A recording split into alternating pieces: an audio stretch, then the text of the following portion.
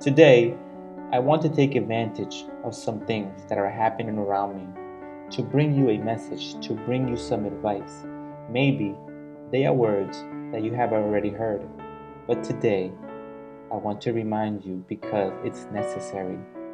You can hear noises like a hammer, like a welding machine, and many things that can blur us at some point when we want to do something. I don't know if this has happened to you. When you want to study, when you want to concentrate, you want absolute silence, right? And any sound that interrupts silence takes you out of concentration. I want to use this example because this is how it happens to us in life. In life, there are no absolute silences. In life, there is always noise, and many times that noise will not let us listen clearly or have a clear focus on what God wants. So I ask you, please, do not be distracted because suddenly you will say, you are in the middle of a construction. Yes, I am in the middle of a construction, but still took the opportunity to record this message and give it to you from God. Exodus chapter 15, verse 26. There is a piece of advice that Moses gives to the people of Israel, and I am going to put it to you in a little context. I don't know if you remember the moment when Israel leaves Egypt, crosses the sea. They already celebrate the 3 days of walking through the desert. They begin to experience that they need water. They are thirsty in the middle of the desert, and they find an oasis.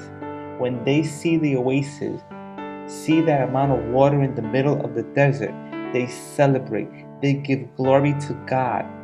But when they test the water, they realize that the water is not sweet. And they begin to complain. When Moses sees all of this, he cries out to God, and God gives Moses the strategy to sweeten the waters. And once the waters are sweet, they can take it. Then comes advice from God because in that place, God tested them to see how much was in their hearts. And this is the circumstances of life, where there are blows, where there are sounds, where there is so much racket around us. When I talk to you about that, I don't just talk to you about physical sounds. I tell you about the loud sounds of the past. Guilt, pain, sadness, unforgiveness, people who hurt you, foolish words. You can add to it. How many more things would you add? Those are the sounds that stun us and do not allow us to concentrate. Those are the sounds that arise in life to distract us. But in the middle of each sound, we see a test from the Lord to see how entrenched we are in Him and how focused we are on what He wants for us. So after this test came to them in Exodus 15:26, Moses tells them, if you listen carefully to the voice of Jehovah your God and do what is right before His eyes and listen to His commandments and keep all His statutes, no disease of which I sent the Egyptians I will send you, because I am Jehovah your healer. None of the diseases that I sent to the Egyptians could compare Egypt to the world, the place from which God brought us. Now He gives us a valuable promise. None of the diseases that sin brings by curses, to which people who do not know the Lord remain prisoners of these curses, captive. None of those curses will be able to touch us because we belong to God.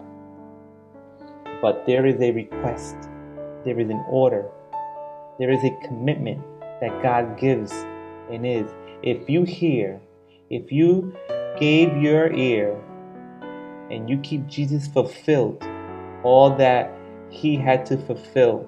That's why I could paraphrase this verse and tell you now, if you listen carefully to the voice of the Lord and do what is right before His eyes, and you will hear what Jesus has to tell you.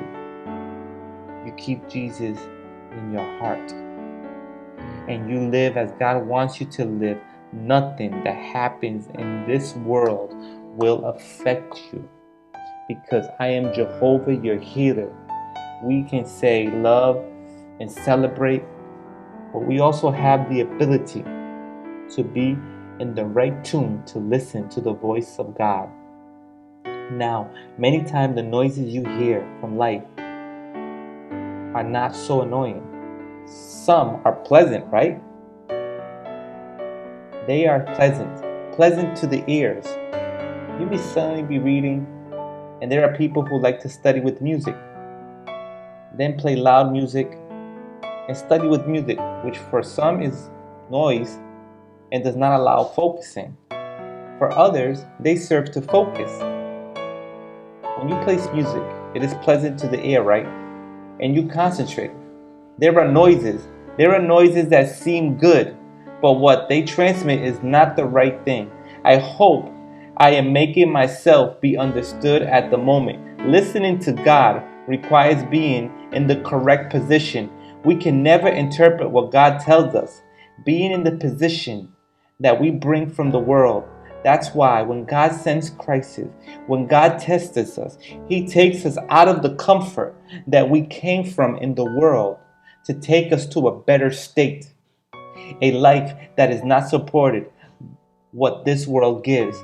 The world claims what it sustains. Now, when I speak to you about the world, planet Earth did not speak to you. I speak to you about the system, philosophy, the way to live, everything you can add to it, which still goes against what God has established. Everything that the system has called good, but what God says is not so. All of that strikes us many times, and it can catch your attention, and you can say, but this is good. I do nothing wrong to anyone. But what you are transmitting, what you are receiving in your heart, is what will be affected the most ahead. Because many times, what you receive from outside does affect, but what comes from the heart. Today, I want to advise you something.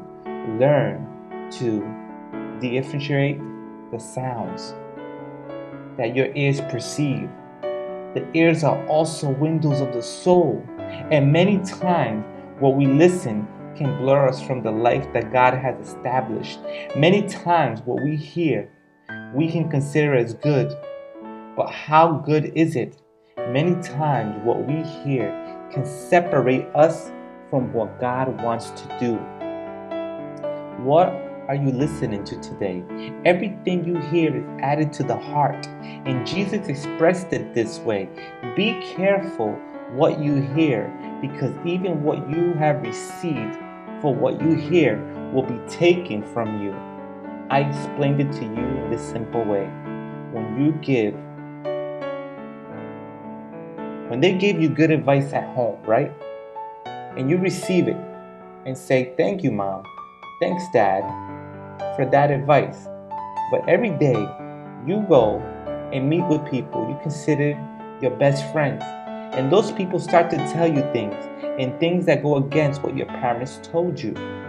For some time you hold on to yourself by will, but there will come a time when from listening to them so much, what you hear will begin to give you validity, since you believe it to the point that what your parents told you, so that you live in the correct way, you will discard them for the advice you are receiving daily from your friends, and then you will have to be responsible for what you displaced in your heart, for having lent your ears to the wrong. How many times do we condemn? How many times do we judge people? Not because we know them, but because of what we hear from them. And thus, we can add many more examples for not knowing how to listen. But the eldest, the greatest of all, is when many times, my beloved friends, everything that is around us tries to extinguish the purpose, the promise that God gave you. And today, I want to advise you, perhaps you will not be able to cancel the noise that you have around you because they are going to see things that get out of hand. In the middle of this recording, there are many noises. There are cars going by. There are people working in construction. You can hear people talking in another place. That's how it will happen in life. But no, I can't stop giving you this message. There's going to be a lot of noise. You cannot change what happens. I cannot tell people. I would have to fight with everyone to shut them up. And in the end, they will do worse. Do you understand me? Then it's there where I must learn to go to that secret place, to the intimacy with God, and not to silence the external, to learn to silence the soul. This is wonderful because perhaps the external you can never change, but what is within you, you can make the decision to do it. And we can perceive the noise, but force our soul to discard it and to be vigilant, to listen to the voice of God and to learn. When you listen to the voice of God, don't harden your heart. When you listen to the advice that comes from God, do it. Do it because He will support you. He will be there with you because victory is already prepared for you. So I encourage you, get up today. Do not let your faith go out, please. Take care of your ears and listen to God carefully. Learn to discern. God is doing new things today. Father, thank you for your word. Thank you for your training. Lord, forgive us because how many wrong decisions have we made because of wrong advice? Sometimes we deviate because we think that the crowd, because they are a crowd, are right. And it's not like that.